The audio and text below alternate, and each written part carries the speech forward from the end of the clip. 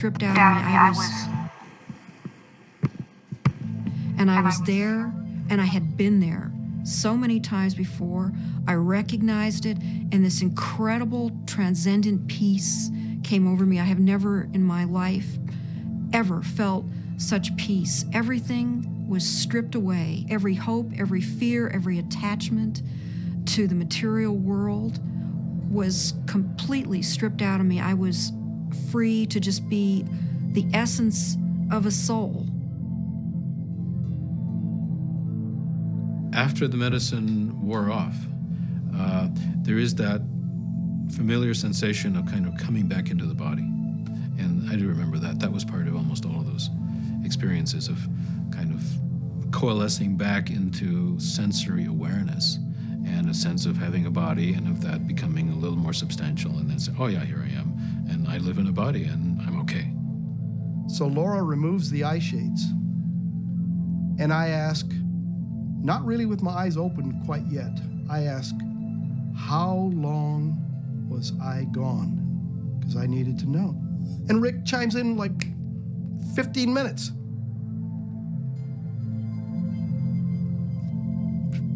For a moment, I'm shocked. I'm like, mind, has to try to catch up, because now the whole cognitive dissonance of the experience has to catch up. I was gone for 15 minutes. 1,000 years of experience in 15 minutes.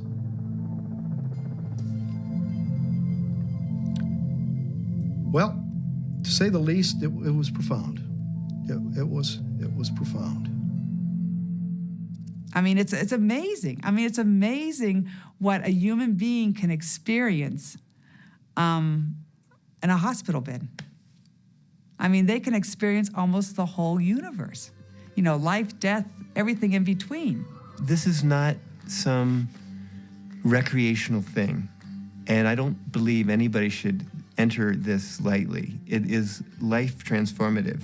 It will perhaps shake you enough to realize, that you need to be awake to the fact that you don't know, and that is the beginning of starting to know. What we see here is such a tiny part of what is real. I get really frustrated because, of course, there's no way to prove that where I went was deep space, that I encountered, other entities, other life forms that exist in this universe. At some point, maybe our civilization will become advanced enough and we will throw off these anchors of impossible thought, that these things are impossible, that it's not, that everything that exists where we can see it. I wrapped up the studies in '95 and really just had to take a break for a couple of years. I was aware of a growing sense of discomfort with what I was doing because I just couldn't explain it. And it seemed to me if I couldn't model and explain what was going on that I was doing and just, bringing people to the edge of these kinds of experiences, it seemed like I ought to. That it was a little irresponsible to be sort of pushing people off the cliff like that without really knowing exactly what it was and accepting and understanding and feeling comfortable with that model. And, I think what began dawning on me after a while once I stopped the study was that I was really dealing with a spiritual phenomenon. What do these experiences say about the nature of reality, the nature of our minds, or the function of our brain that we can so quickly shift into these alternate realities? Let's take a step back and consider how these experiences inform us about ourselves, our consciousness, and the symbiosis of the two. It started seeming to me that what was happening with DMT, particularly with respect to some of these reports of entering parallel or alternate or freestanding parallel sorts of realms of existence, is that indeed was what their consciousness was doing. the chemistry of their brain, which is the organ of consciousness, was being changed by DMT in such a way that they could then receive information that we weren't able to receive normally. Yes, there's the experiences from DMT and ayahuasca, and they have their function. But if we'll also look at what it enables us to see, it just rips that filtering mechanism away for a few minutes. And for a few minutes, you're immersed in sort of this raw data sphere of input, of sensory input, of memories, of associations. I mean, it seems like the brain builds reality out of these things, what you're experiencing, what you have experienced, and how you associate and synthesize these things together to tell yourself a story, essentially, about what's going on, where you are in space and time.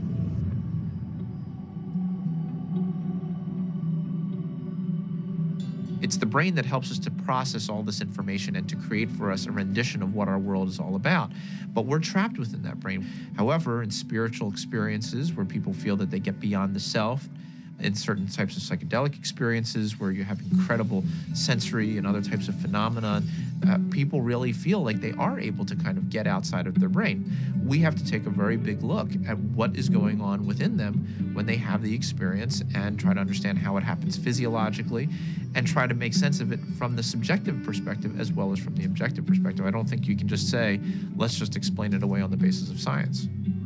What I was doing early on when I was hearing these reports were interpreting them, calling them psychological or brain chemistry aberrations or whatever, that there was a part of the brain that was being dinged that was responsible for the alien appearance phenomenon.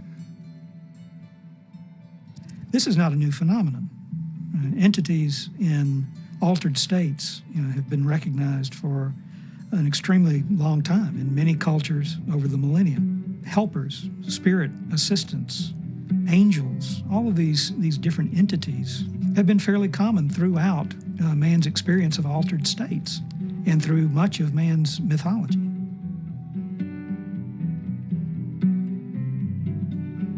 But I don't think it's out of the realm of possibility that people are in some way interacting with some sort of an intelligence or sentient being or something that exists at some level that's not in this three-dimensional physical plane. I'm looking at it from a sense of, okay, is the drug healing you? Is it helping you? Or is it giving you the tools? What are you bringing back? What you bring back, I think, has to be something more than there are these entities out there. The best psychedelic explorers are people who realize that even the truths they see on a trip are not truths, but new models, new what-ifs, alternative frames. unless there is a map and a clear methodology, then one will just have a variety of different experiences. All these various experiences that have been reported from NDEs, near-death experiences, alien abductions, alien encounters, sexual ecstasy, I believe all of these experiences, in fact, are fractals. If we understand the concept of fractal geometry, no matter how small it is, it contains everything that is in the larger picture. And thus, that validates profoundly all these various experiences. Discount the phenomenon as hallucinatory or imaginary. I think it's maybe more useful to look at a mechanism of action. You know, if it is real, then perhaps how does it work? Look, there's extraordinarily regular phenomena that come up with these things that are clearly linked in many ways to these larger human issues around mysticism or religious experience or encounters with other entities. And here we have it. And if you can't go in there and really go in there and account for this material inside your neuroscientific framework, you're leaving a huge gap. You gotta account for this stuff the way you gotta account for dreams, the way you gotta account for all sorts of psychoactive responses. using DMT as an explanatory model, as kind of the mediator between our consciousness and a consciousness of a non-corporeal sort of reality, it's handy. With DMT, there are no words. I would try to wrap mathematical vocabulary around the experience afterwards. I specialized in the metaphor of vibration and how vibrations in fluids created form in fluid, and that would be the key to the relationship between the spiritual realm and the ordinary realm. This was the window that was opened by DMT. Using psychedelic drugs or other types of pharmacological substances can help to induce a state where people feel that they touch a deeper sense of reality, where they understand reality on a more fundamental level, and they gain a great deal of insight and knowledge into the ways in which the world works and how they are, as a human being, supposed to relate to that world. DMT is somehow, it seems to me in my experience, more of a breakthrough than LSD, mushrooms, peyote, and so on. It's instructive. It's more supportive of future evolution and the creation of the future. And it is, in itself, more of a mystery. How could this little stuff produce something that has intelligence? That is actually a doorway to another reality. So what is the nature of reality, and what is the nature of how we as human beings experience it? Can we understand it better? Are we capable of understanding reality on some very fundamental levels? And what do we need to do in order to prepare for that? There are parallel universes, it seems. At least that's a theory in modern physics. There is dark matter, which is a huge amount of the matter of the universe, maybe 95% or more. As radical an idea, it's just a logical extension in some ways of instead of using a machine to see more than we normally can see, we're using the brain. There are fields which are undiscovered so far, which have nothing to do with anything that is discovered so far. The gravitational field, was unknown before the year 1604. The electromagnetic field, unknown before the year 1830 or something. All of these, what we call the fundamental fields of mathematical physics, are new discoveries. Dark energy is also even newer discovery, and beyond that are maybe more discoveries yet coming beyond our cosmos itself, in higher dimensions, as they say. I still don't have very much use for the concept of God, but I do believe that there are higher levels, transcendent levels of reality, and I'm actually now starting to really believe that the brain is not the source of consciousness, is not really who we are, but is more like a radio tuner for something way bigger. Are these experiences, spiritual experiences or otherwise, are they created by physiological processes, or is the brain itself responding to something that's going on? And the fact that somebody may actually find a way of turning on their brain to spiritual experiences, again, I'm not sure that that necessarily diminishes the reality or the realness of what those experiences are about. If the pharmacology or the psychopharmacology of psychedelic experiences turned out to be essentially the same as religious or spiritual experiences, it would help us to understand where these experiences are occurring within the human brain. I'm actually quite convinced that we're probing the biological basis of moral and ethical behavior. I think these primary religious experiences really are at the bedrock of the world's religions. The research and knowledge and speculation about the pineal body and DMT is, in fact, the hand of God that is interacting with our natural evolution to stimulate and accelerate the process of redemption of individual and of collective global enlightenment. Because of my ayahuasca experiences, I consider myself a spiritual person. I know things now that I could never have known otherwise. This experience is so familiar for a lot of different people, and is so easily acquired, and so much information comes with so little effort that it is a kind of a miracle. It's a miraculous way for us to transcend ordinary reality and obtain maybe an intimation of what's necessary for survival.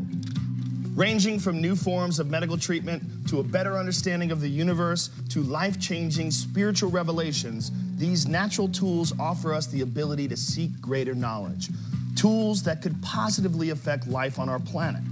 Let's answer Dr. Strassman's question. If so, so what? Because of the collapse of consciousness, spiritual and scientific knowledge split apart. Both these modes of knowing have to come together. In other words, science and technology, from a traditional religious perspective, is not an extra. It is part of the process by which humanity is going to evolve into its next stage. How do we find the right form for psychedelics in the future? I mean, assuming that psychedelics are part of the human future, right? For that, at the moment, they're still, generally repressed and suppressed and legal. If that were to change, how would we begin to construct a kind of system that would allow for a kind of rational and mature exploration of psychedelics? I think that the name of the game is to show science the pertinence of this somewhat outlandish realm. And it's not just crazy stuff. It shouldn't be considered as, let's say, not even worthy of interest or illegitimate. I actually think because it's declared off bounds, it just makes it interesting to start with. But one doesn't want to throw out the baby with the bathwater, and I think it's really important to stay faithful to science. What does it mean? Why is there a part of the brain that seems to be, for lack of a better word, a God detector? What's the evolutionary advantage to having some part of the brain that seems to, trigger and mediate experiences of the transcendent? The Kabbalah is revealing to us that the pineal body is actually the very edge of the higher dimension that is penetrating into our lower dimension, and it is located precisely in the middle of the brain. I can remember reading about Descartes, thinking that it was actually the interface between the spiritual dimension and the dimension of matter. And I remember studying that as a foolish idea from our history. And now it seems actually like a very interesting idea. What we are looking for out there is really in here. It is the doorway. It is the gate. So we focus on the transformative effect of the psychedelics. But it's also true that the reverse is true, that it requires transformation in order to embrace psychedelics. It's one of the tricky paradoxes of postmodernism that psychedelics both require and produce a transformative effect. We have severed our connection to spirit. That's what our society has done. It has sought to persuade us that the material realm is the only realm, and the only way we're going to recover is to reconnect with spirit. And I truly believe we need the help of the plants in order to do that. Part of our work is to respect these medicines and then to change the culture enough that people doing them can be respected and held. And not everybody needs to do them. Not everybody should or wants to. But that it isn't pushed to the side. And so part of that does involve then research, because that's how in our reductionist society we validate things. With the passing of the years and the opportunity for sober reflection, I think there's a growing appreciation that there may be something to gain from studying these compounds, that there's a lot we can learn, and there may very well be treatment models particularly for patient populations for whom conventional treatments are ineffective, for whom the psychedelic model, when utilized optimally, may provide great benefit. I think the most important thing that we could do right now that would be fairly straightforward to do is to ask and answer the question of whether ayahuasca could help people who have drug and alcohol abuse. And given that we know that DMT and similar alkaloids have a very strong effect on the same receptor sites that are involved in depression, and the notion that most people, in my experience, who use drugs and alcohol are self-medicating a deep depression or an anxiety. I've had permission now over the last few years to utilize psilocybin, which is the active alkaloid in hallucinogenic mushrooms, in the treatment of patients with advanced stage cancer who have anxiety. We're treating the anxiety, not the cancer. Now, psilocybin is 4-phosphoryloxy-N,N-dimethyltryptamine. So obviously, from a chemical structure point of view, very similar to DMT. Ultimately, what I want to do is see these things used in the way that they were used traditionally, to heal people, help people. And right now, helping people come to terms with dying. It changes your whole relationship to your death, your impending death. Believe it or not, you're gonna die. And now, with this tool of having crossed over already, some of the fear around that will disappear. Now I'm beginning to wonder whether consciousness may actually survive biological death, that maybe the model that we've been working under in psychiatry and the behavioral pharmacology model is just wrong. It's backwards, actually. That consciousness is primary in the universe and matter is a result of. Utilizing substances like DMT or 5-methoxy-DMT may really help us prepare by practicing a transient dying experience. Thus far, we're observing very positive effects in regards to the nature of experience during the session and then subsequent effects on mood regulation and anxiety control, pain perception, and overall quality of life for cancer patients. By and large, our subjects do quite well in the time they have remaining.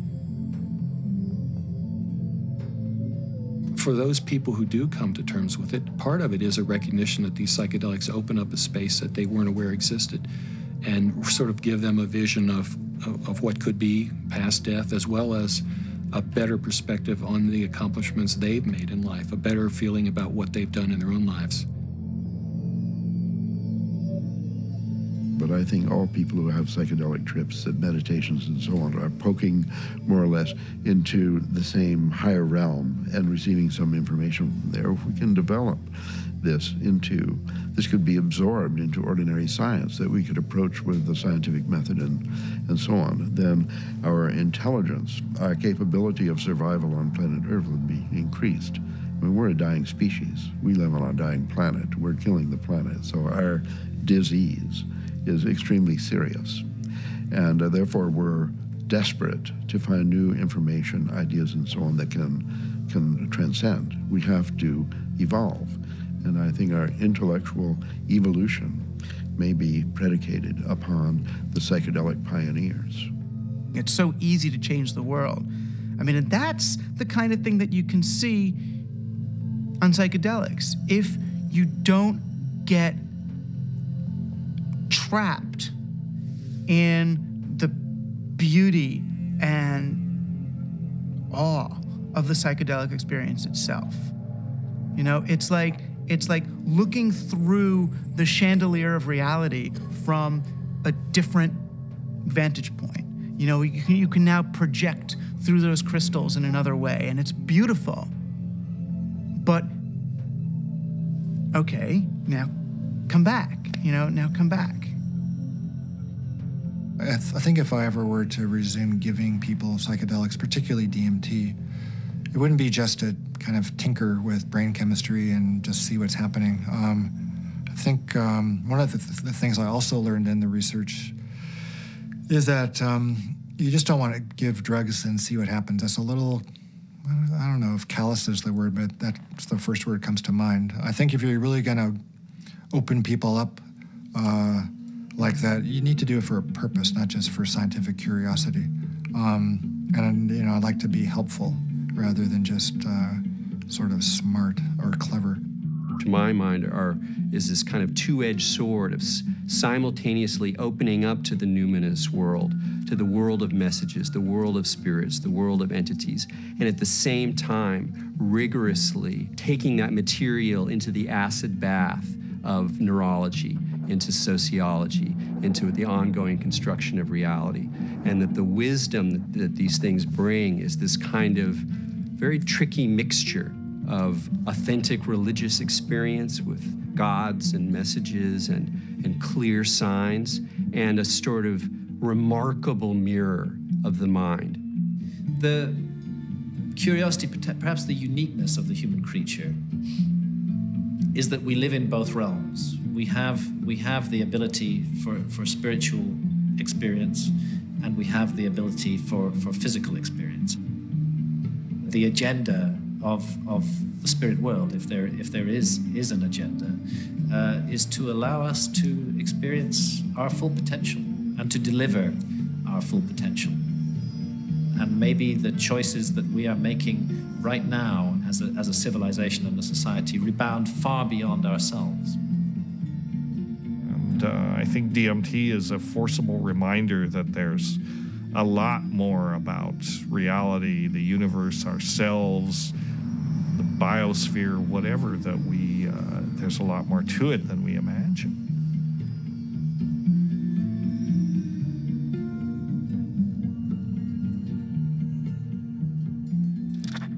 It seems our reality is not the only reality. Occasionally, the cracks reveal themselves and may even want to be discovered. As humans, we are creatures that thirst for knowledge. We spend time, money, and infinite energy searching for it, in schools, in churches, in business, and in technology. Knowledge is power, and thus our greatest quest. Dimethyltryptamine, a molecule with a complex name and the simplest ability to unlock the door to another dimension, and perhaps, just perhaps, our future evolution.